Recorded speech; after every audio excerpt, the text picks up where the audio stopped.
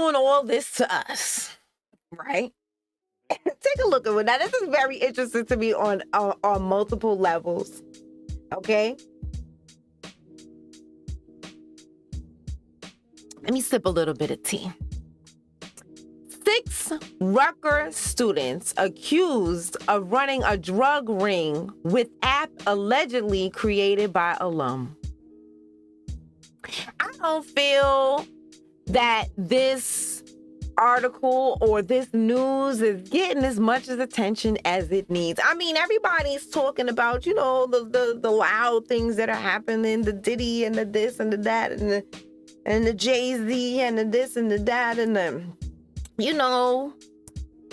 Now the fires in LA, that's kind of why this was kind of delayed, because I was really concerned about my family, and then I had other things, you know, going on, and it just, you know, I kind of wanted to wait till things calmed down in LA before I did this. And the fires are out. I can't really say that things are calm, you know, but okay. So, but while all of that is happening, I definitely want people to see. I don't want this to go through the cracks, okay? You got to see who these 6 Rutgers students are, at least who one of them is. I'm going to focus on one of them, okay? 6 Rutgers students accused of running a ring with the app allegedly created by alum, okay? 6 Rutgers students and 1 alum were charged this week with running a sophisticated drug ring. Oh, when they do it, a sophisticated drug ring. That sounds so much better than a regular stanky drug ring. Hood rat, ghetto, trap house, crack house drug ring, huh? And allegedly used a private social media network to sell narcotics to fellow Scarlet Knights. Now, you might have said to yourself, what's a Scarlet Knight? I said that to myself, so here we go. Nothing major.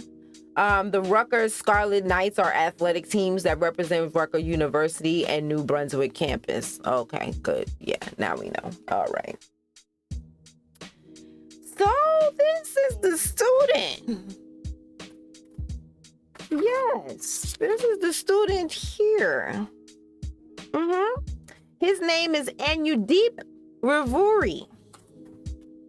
Yes. New Jersey prosecutor alleged RU alums Anudeep Ravuri, 23, of New Brunswick, developed the closed network used by the group to sell narcotics to other Rutgers students. Okay. Oh, that's another one of the drug dealers? Oh. Yeah, his name is Donovan Williams, 22. Drugs in a school zone. Okay. Is that a higher charge? Is he going to get a higher charge? Okay. Oh, there's the other one. These don't. Did y'all see these faces in the news for drug dealing? I didn't hear anybody talking about this at all. No. Through the social media app Narcotics, distributors could post menus for drugs and solicit buyers within Rutgers University community, said Middlesex County Prosecutor Yolanda Sassone in a statement. Rutgers students who established their affiliation with the STUB were allowed to join the network once given access. They were able to browse menus posted by distributors and contact them in order to negotiate prices.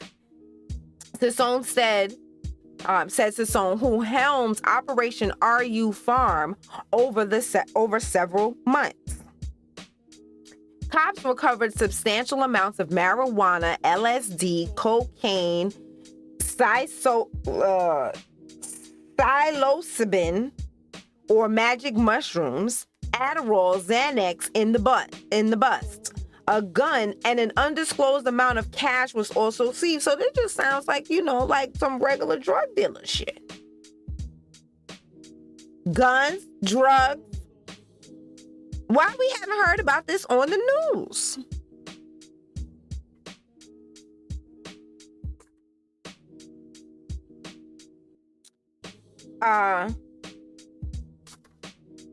Ravuri was charged with the leader of drug trafficking network and a conspiracy to commit drug distribution. Wait a minute now.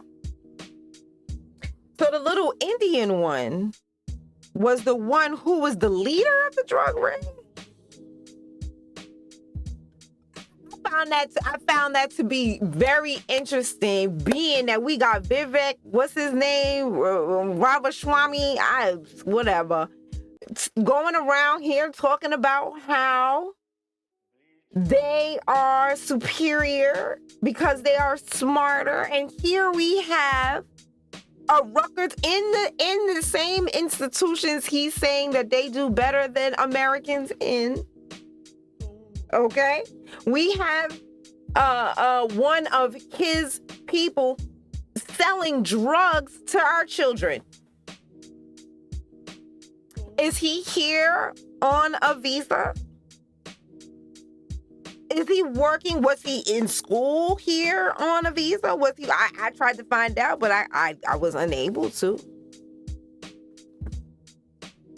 But I just find it very interesting when we're told as Americans that we're lazy and we don't do, and I mean in this particular sense, in this particular case, I'm talking about all Americans, not just Black Americans, not foundational Black. He was talking about all Americans. And here we have someone from his community, instead of coming here and being an upstanding citizen in the country, no, he is the leader of a drug trafficking network and a college, messing up young minds. And nobody's saying anything about it. I find that interesting.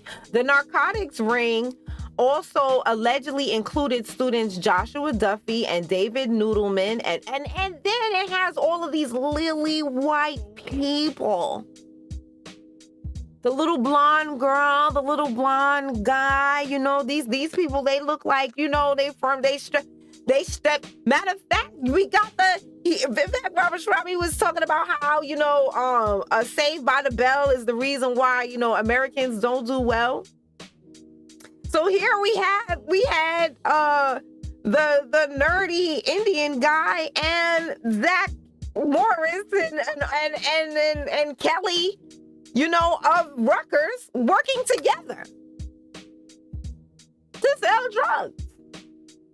So they was working hand in hand.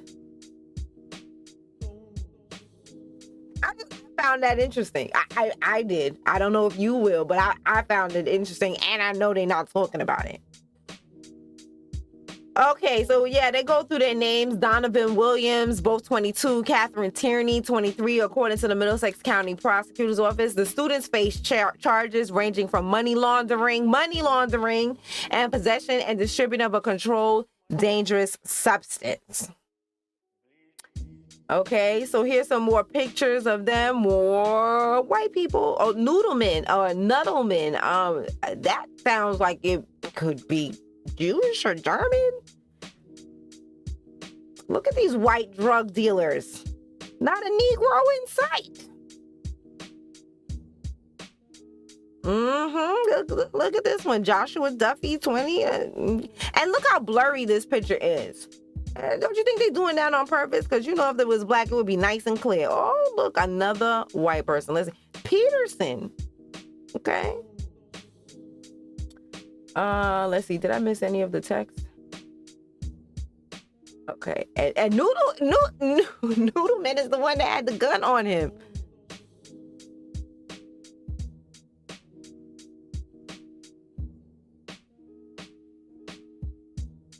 Okay, hold on. We lost.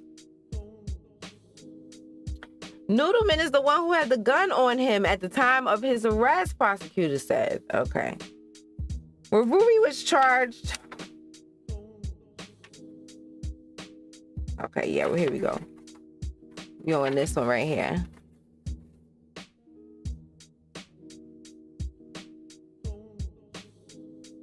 One is further accused of dealing drugs within a designated school zone.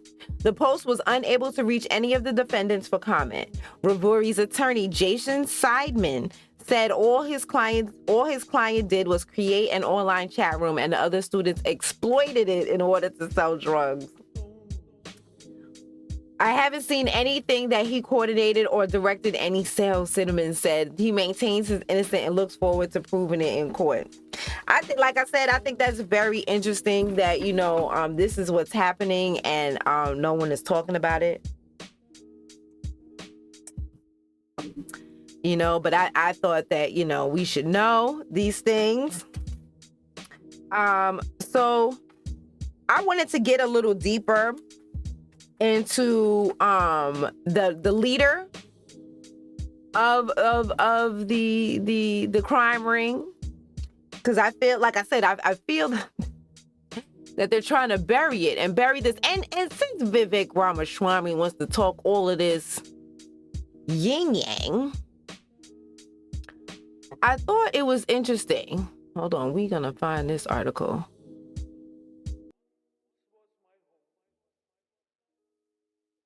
This one is the last one. Here we go. Yes. All right. Okay. So I thought this was super interesting, right? Because I was digging to find out, was he on a student visa?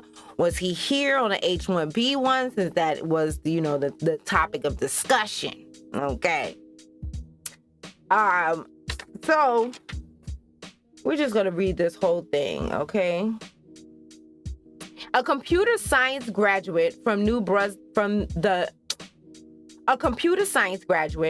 Brunswick campus of New Jersey State University, Rutgers, was arrested last week during a drug sting operation, according to an announcement made December 5th by Middlesex County, New Jersey prosecutor Yolanda Sisson's office. Anu Deep Ravuri, 23 of North Brunswick, was arrested by New Jersey Police Department after being charged with one count of first-degree leader of a drug trafficking network, 2 counts of second-degree conspiracy to commit drug distribution, and 1 count of third-degree conspiracy to commit drug distribution. The county prosecutor's December 5th press release said. According to the Middlesex County Prosecutor's Office, the months-long investigation revealed that Ravuri created a private social media network where narcotics distributors could post menus for drugs and solicit buyers within the Rutgers University community. Membership and access were open to Rutgers students who established their affiliation with the school. They could then browse menus posted by distributors and contact them in order to negotiate prices. At the time of the arrest, police were able to seize large amounts of marijuana, LSD, cocaine, psilocybin, mushrooms, Adderall, Xanax, and a large amount of U.S. currency and a firearm, the prosecutor said. According to Ravuri's LinkedIn page, he graduated from the university in 2022. Ravuri also volunteered. This is what I thought was interesting. Ravuri also volunteered with the Boy Scouts of America for 6 years between 2013 and 2019, becoming an Eagle Scout. His profile also states Ravuri was awarded the Presidential Volunteer Service Award by Aragi Sevi Khandra for 4 consecutive years from 2016 to 2019. While Ravuri is a former student at Rutgers, the other 6 with him were current students at Rutgers, include Joshua Duffy, 20, Somerset,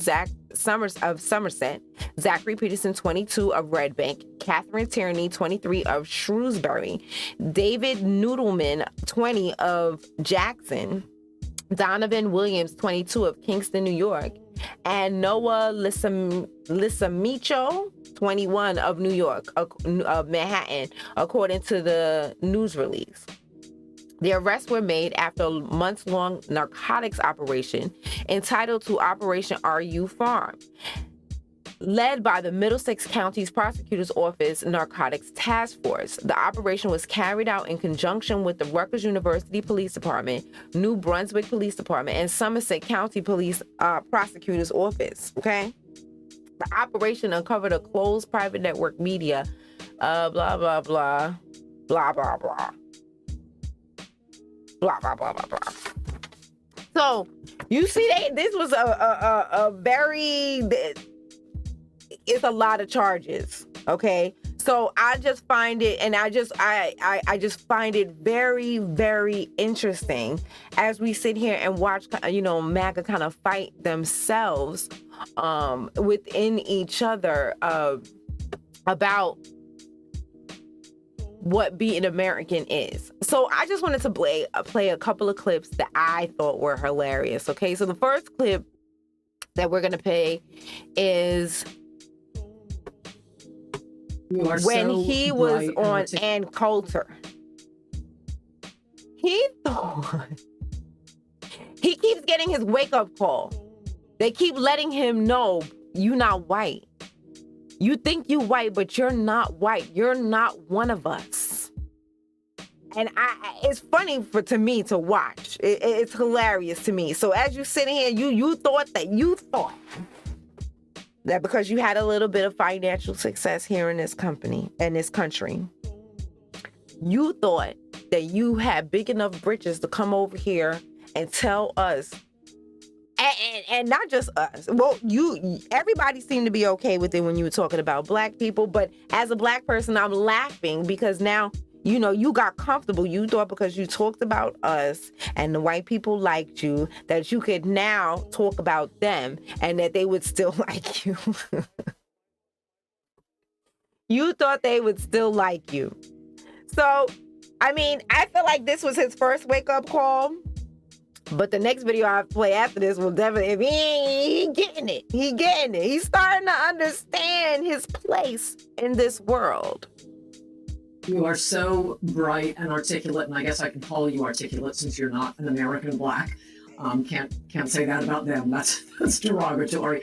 And that was a great segment. Lots of things to talk about there. Oh, and I agree with many, many things you said during, in fact, probably more than most other candidates when you were running for president. But I still would not have voted for you because you're an Indian. We'll get back to that.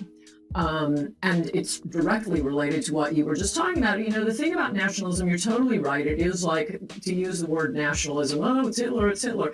And, Hitler had soup. That doesn't mean we shouldn't have soup. Okay, we don't even have to go through the rest of that. Let's rewind to that part. Because you're an Indian. We'll get when you're running for president, but I still would not have voted for you. Because you're an Indian. We'll get back to that. Oh, no smiles then? Because when she said I could call you articulate because you're not black, look at that big old grin. That's derogatory. And that look at that big old grin. Can't say that about them. That's derogatory. And funny, that was right? And then look at his face here. I have voted for you because you're an Indian. We'll get back to that. Because you're an Indian. Right there. That face is priceless, child. That face is priceless, child. Okay, so he getting his wake-up call. They letting him know, buddy, you not one of us, okay? That's how you get the shot to the high-value added tech jobs that haven't been shipped overseas. This was always a compensation. Oh, now we're going to get to this one. Okay. Now, this is what, okay, I've been saying this for a while, right? And it's funny that Steve Bannon would be the one to talk about this right now because I've been saying this for a minute. I've been saying that people are like, oh, how long is Elon Musk and Vivek gonna have in the Trump administration? And I also feel that it's not going to be very long. I want people to remember Steve Bannon. People thought that Steve Bannon was propping Trump up and that Trump would never, ever turn his back on Steve Bannon. Steve Bannon thought he was the man too. He also thought he was the boss. And Trump let him know real quick that you're not the boss. And, Stephen Bannon's on the outside. What I will say is that, he seems to still be on code with his people. Because listen to this. And I think he is saying a lot of things that, are true and that we're starting to learn. Listen to him break down the H1B visa. That's how you get the shot to the high value added tech jobs that haven't been shipped overseas. This was always a compensation. This is one of the reasons their margins are so high. They bring indentured servants over here. They house them. Their lifestyle is terrible because they got this in. You're through the golden door. 5 years will give you a green card and chain migration. Boom. How's that? So you're going to be an indentured servant. Just like many of our great-great-grandparents did coming in the 19th century. Before we broke indentured servitude. And we're going to break it here. Here's our position. You're not going to reform it because we're going to get it shut down. All of it. It should be the top. If Elon Musk's number one thing was Doge for America First, American citizens, this would be at the top of something to take off, to take it down. Why is it not? Because I believe his agenda is how to become the first trillionaire. I'm just saying. If you look at Doge and why not over the defense budget, it's not to protect the defense budget, it's to start to deconstruct the defense budget. Because if we used economic warfare and, gave our mortal enemies, the Chinese Communist Party, no access to capital in the United States and no access to our technology, which they steal, they say $600 billion a year. I'm just quoting what studies show. If you stop that, maybe they wouldn't be a peer competitor in the East China Sea and the South China Sea. Let me repeat this. And there have been some people, and as I put up stuff, I said, Steve, we have to have a group hug. You can't. No. This is central to how they gutted the middle class in this country. And we haven't fought these battles over years and years and years to allow American citizens of every race, ethnicity, religion be gutted by the sociopathic overlords in Silicon Valley. So no, David Sachs and Vivek Ramaswamy and Elon Musk. No, you're complete collapse and you're thinking, we're just trying to reform it. We're just trying to have a conversation on reform. No, there's no reformation, no reform. We want it gone. We demand that it's gone, and we're going to fight for this. And not just gone. I've got another alternative. We want reparations for the tech workers that you stole their lives. You stole their lives. These are people that Pause. I'm really annoyed at everyone using that word so freely lately, speaking about other things that have nothing to do with Black people's reparations. It's almost like they want to, just like they did with the word woke. They took the word woke and now they make it so like every time you hear somebody say it, you just roll your eyes like, you know what I mean? Like every time I feel that even with slang, I tell people this all the time. Every time, white folks catch on to the slang, it's whack now. It's whack. Wiggity, wiggity, wiggity. Whack, whack, whack, whack, whack. It's corny now. So no, they say it. So it's like they just taking this word and putting mayonnaise on it. You know what I mean? Ugh. We're going to finish listening to him talk about Vivek Ramaswamy and Elon Musk. Played by the rules. This is what you have a civic society for.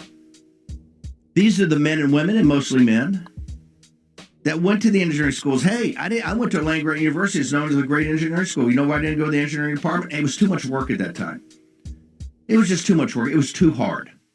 They started with like 5-hour calculus at 8 o'clock in the morning. I got up there and said, no, came in a military prep school. I said, you know what I think I want to do? I want to go out every night and drink beer, right, and be crazy. I don't think I'm going to be ready for 8 o'clock in the morning, 5 days a week for 5-hour calculus where they go through all the math I learned in the first 2 days. It's too hard. But there were guys that went there every day and went and grinded through these engineering schools. And what happened to them? You're telling me at 35 and 40 years old, you're taught you're trash? And they're importing foreign workers at a third of the salary? That's how you get the shot. So, again, now we're going to go into an article because this is something else that I saw in the news that I feel that no one is talking about. And this really lends itself to the conversation. Let's see. Let me see. Oh, this was a new article that I added on later after my mind started. So let me see if I can find it. I may have to. No. No. What is this? Okay. Oh my goodness. This article right here.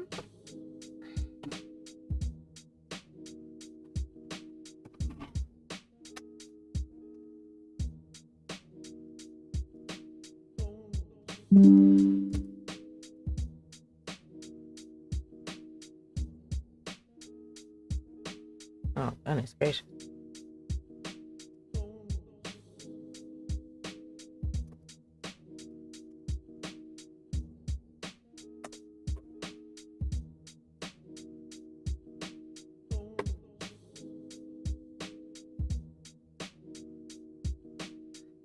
Okay, so you see where this is coming from. This is coming straight from the United States Attorney's office. Okay. And I have heard no one talk about this. And this happened in November 6th, 2024. Let me see if you're going to be able to read it. I may have to make the font bigger. Yeah.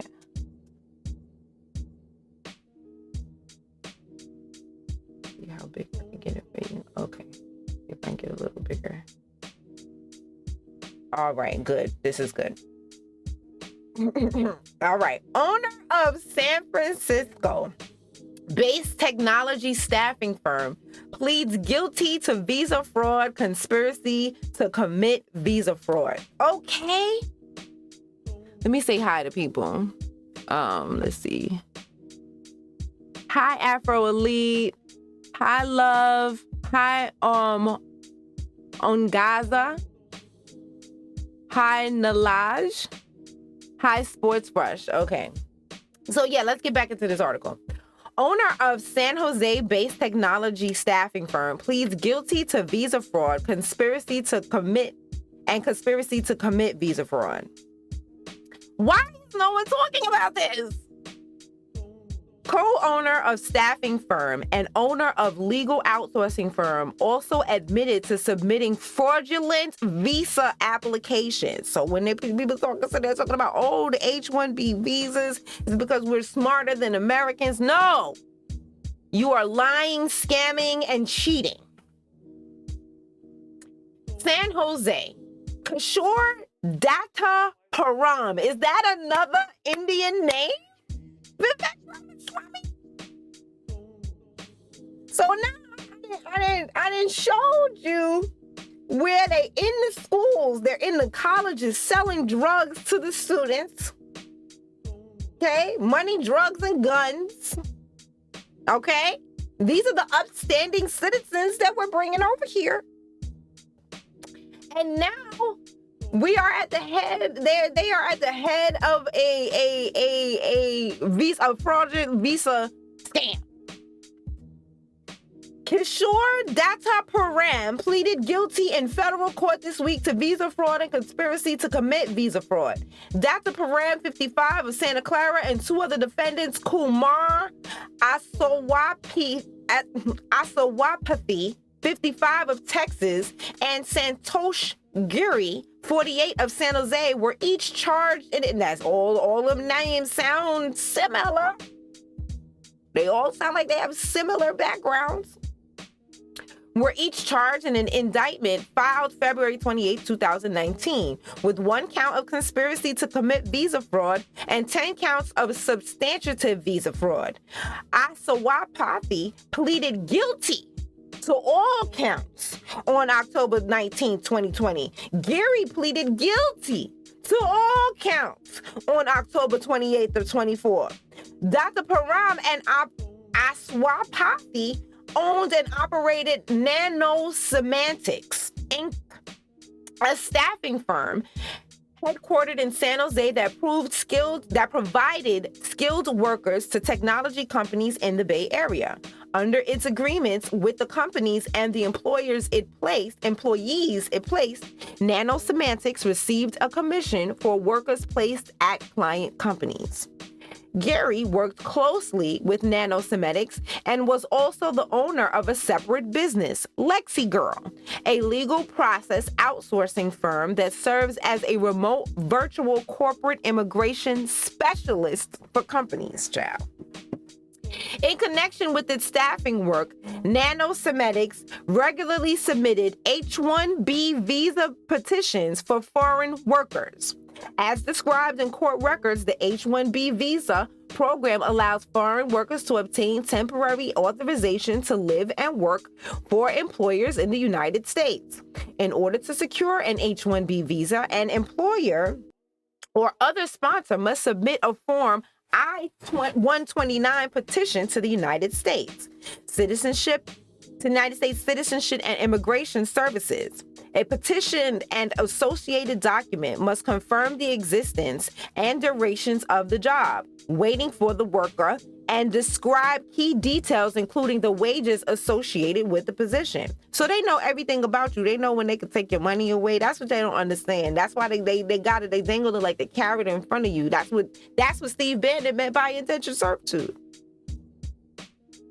They got documented. They know exactly how many over here. When they get ready and they get tired, they just send all y'all home.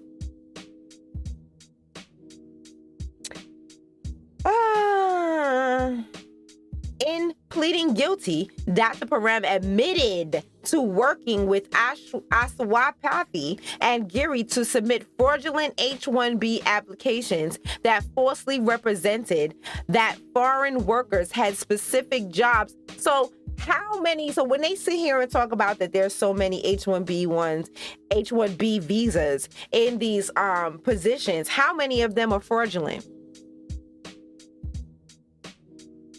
Huh? Because we see this as a thing. Workers had specific jobs waiting for them if that falsely represented that foreign workers had specific jobs waiting for them at designated end client companies when in fact the job did not exist. So they're on record as having specific jobs. They're on records as having specific salaries, but they don't have them. Y'all get that? So when we get all of these stats about which households make the most money, hold the most money, these stats are inflated because how many of them are over here with fraudulent jobs, fraudulent work histories, fraudulent payment salaries, fraudulent. How many? How many? And does that touch the numbers? I'm sure it does. Okay, on multiple occasions, Dr. Param paid companies to be listed as end clients for the foreign workers, even though he knew the workers would never work for those employers. As defendants admitted, the goal of the scheme was to allow Nanosemantics to obtain visas for job candidates before securing jobs for them, thereby allowing Nanosemantics to place those workers with employers as soon as those jobs were available, rather than waiting for the visa application process to conclude and giving Nanosemantics an unfair advantage over its competitors. And I'm going to say more. How many of them were ever even placed at those jobs? How many are running around here not doing anything to do with these things, but here on this visa? The announcement was made by First Assistant United States Attorney Patrick D. Robbins at Homeland Security Investigations Special Agent Charge Tatum King. So now they're just going to go into when the hearings are, blah, blah, blah. I just thought that was an interesting, thing when you put it all together. Okay? When you put it all together. And now, since we're talking about drugs,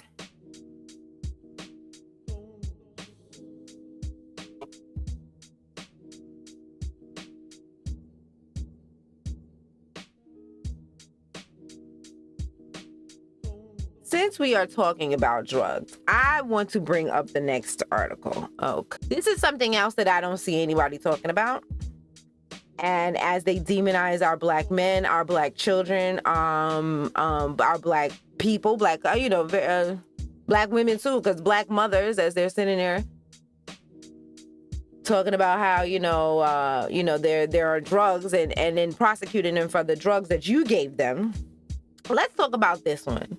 And this article, I'm not gonna lie to you, this one was a hard one to get up here. It takes forever to load, and I just feel like it's because of the subject matter that they make it so hard for you to read. Okay, but we gonna get into it today, honey. Okay,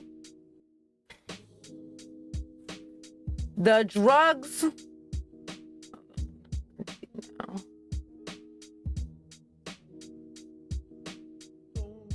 The drugs young bankers use to get through the day and night.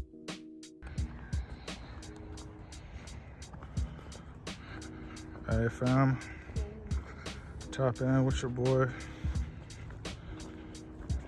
Let's get us back together, man. I know we can do it. It's your boy Omizi. Do you good?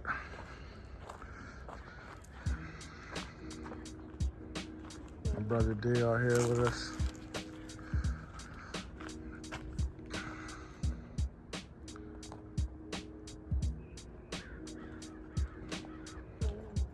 Everything. Beautiful place, man. It's a beautiful place. Yeah, don't worry about the Red Cross.